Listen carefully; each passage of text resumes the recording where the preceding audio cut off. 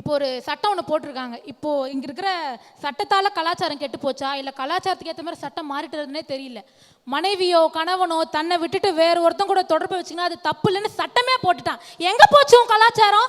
இப்போ சொல்லி கலாச்சாரம் பேசுகிறவங்களே இப்போ வாய் தரங்க பார்க்கலாம். சட்டமே போட்டுட்டான். இதுதான் எனக்கு டவுட்டாக இருக்குது. கலாச்சாரத்தினால சட்டம் மாறிச்சா இல்லை சட்டத்தினால கலாச்சாரம் மாறிச்சானே தெரியலையா? இப்படி போயிட்டு இருக்குங்க கலாச்சாரம். இன்னமும் துயர சம்பவம் என்னன்னா, தன்னுடைய பெத்த மகளையும் மகனையும் புருஷனையும் வேற ஒரு தப்பான ஒரு பொண்ணுங்க இப்போ சாகடிச்சிட்டு இருக்கிறாங்க. பால் கொடுத்து தன்னுடைய மார் வலிக்குதுன்ற காரணத்துக்காக குழந்தைய சாகடிக்கிற ஒரு அம்மா, பிரியாணிக்காக ஆசைப்பட்டு புருஷனையே கொலை பண்ண பொண்டாட்டி, இப்படிலாம் இருக்கிற சமயத்தில் எங்கேயா போச்சு உங்க கலாச்சாரம்? இன்னும் எதுக்கெல்லாம் ஆசைப்பட்டு என்னென்னலாம் பண்ணுவாங்களோ தெரியல. கலாச்சாரம் சீர்கேட்டு நாசமா போயிட்டு இருக்குங்கய்யா. இது எல்லாத்தையும் கட்டி காக்கணும்னா கல்வின்ற ஒரு ஆயுதம் இருந்தால் மட்டும்தான் முடியும்.